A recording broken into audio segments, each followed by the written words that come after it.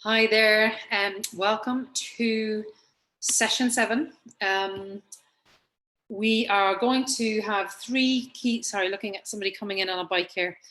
We've got three key movements. We've got a squatting action, we've got a hinging action, and then we've got a core hollow holds, which you've done in previous weeks. So you have some familiarity with that. What we want to do with that is increase the time and maybe even the range of difficulty if you feel like you can.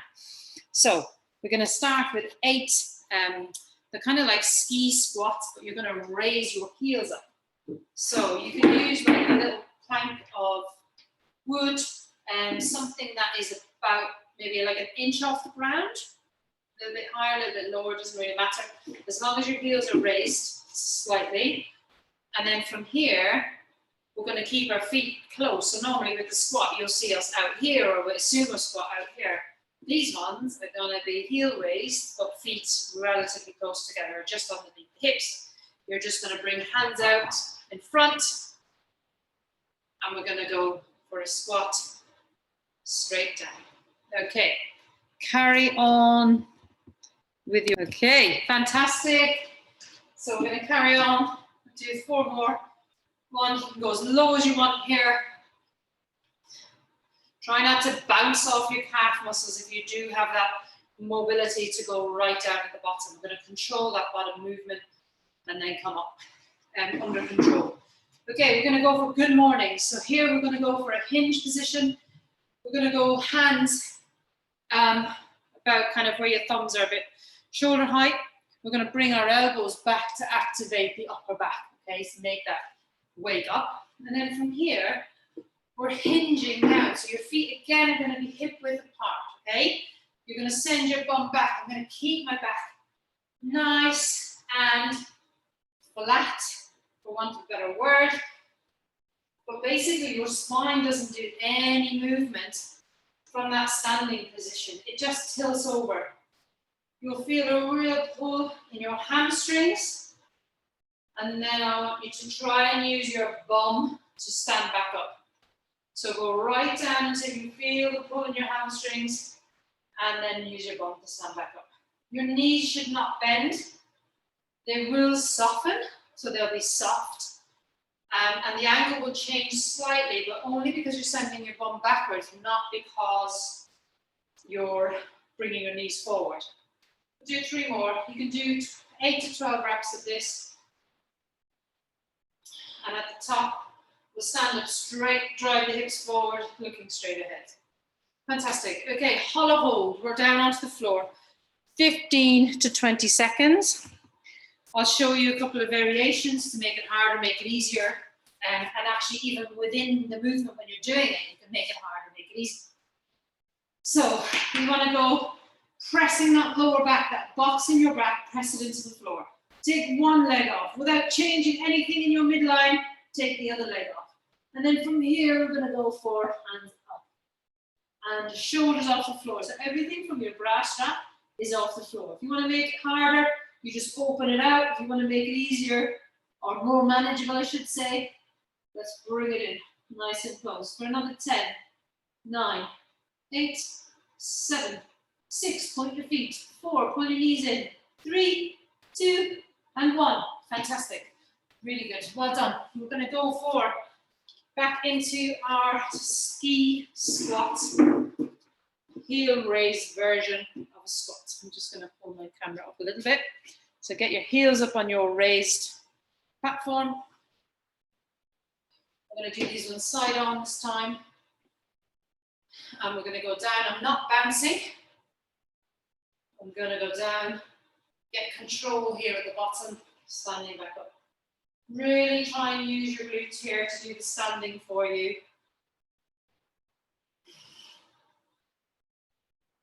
You're trying to sit right back. You'll notice that your spine will want to stay upright and under control. 3, 2, and 1. Oh, good mornings. We're going to go for some activation in the upper back by pulling those shoulder blades back and down. keeping these away from the ears, okay? So keep that gap between your ears and your shoulders. And then from here, we're just sticking our bum out. Have a little note and check in with your feet. Check that your feet are staying planted throughout the movement. Remember, the knees don't bend. Keep them soft. Some people tend to keep them locked out if you're quite flexible, but let's just soften those knees.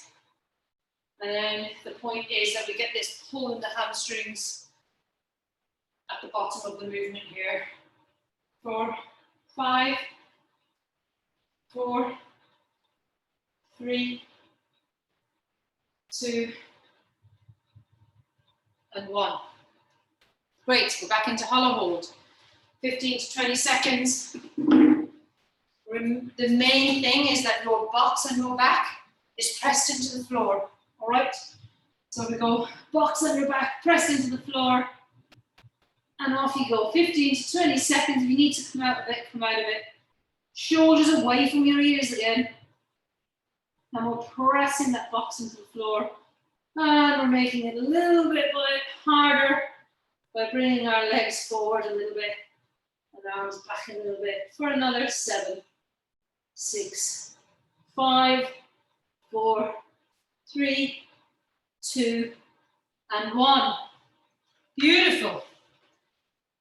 Alrighty, let's get on with the next round. We're going to do 2 more rounds. We'll do 4 rounds of this today. And off you go into your squat. So just checking that my knees are not collapsing, keeping my knees in line with my hips, in line with my feet. You might notice they'll go out over the baby toes a little bit, and that's all right, as long as they're not coming in over the big toe, right? So you're keeping them out a little bit, that's fine. For 5, 4, 3, 2, and 1. And then you're into your good mornings. So, hands, elbows down and back, just to get the upper back working again. And then we're going over into our good mornings or hinge position, keeping the shoulders away from the ears, pulling your elbows into your waist. Don't let the hands move. 5, 4, 3, driving up with the bum. 2, last one, up with the bum. Super, well done. Hollow hold. Alrighty, off you go. Same again. You'll know your box is in the floor by now. You'll have worked out what's difficult for you, what's a little bit more manageable. We want it at about 6 out of 10 managing wise, right? Difficulty wise. For the last 7 seconds, let's make it a really tough 7 seconds. Ready, off you go. 6, 5, 4, 3, 2, and 1. Superb. Alrighty, last round. Back to our squats.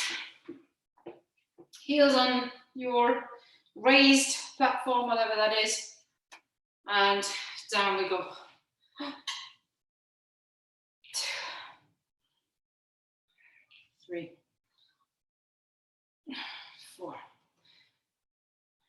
5, 6, 7, 8. I'm going to do 2 more. 9 and 10. Brilliant. Okay, let's go for our good mornings. Elbows back, shoulders away from ears, feet planted, and off you go, sticking that bum back. Really work on tilting those hips, letting them open out.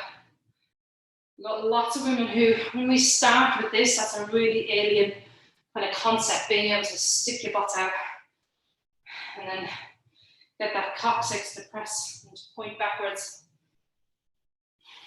But it's essential, it's what we want. We want that hip hinge to become just a natural part of your movement. 3, 2, and 1. Great. Last hollow hold. Let's do it. Well, we'll do the same again, yeah? So we'll get into it. Make it about a 5, 6 out of 10 difficulty. Time has already started. And then when we get to our last 7 seconds, we'll make that really hard to just make sure we're starting to progress and put our body under a bit of pressure and move towards our own threshold. Okay, we're going to get ready to go for the last 7. Ready? Go. 7, 6, 5, 4, 3, 2, and 1. Woo. Okay, superb, well done. So in that session, short and sweet, it's 11, just over 11 minutes, nearly 12 minutes.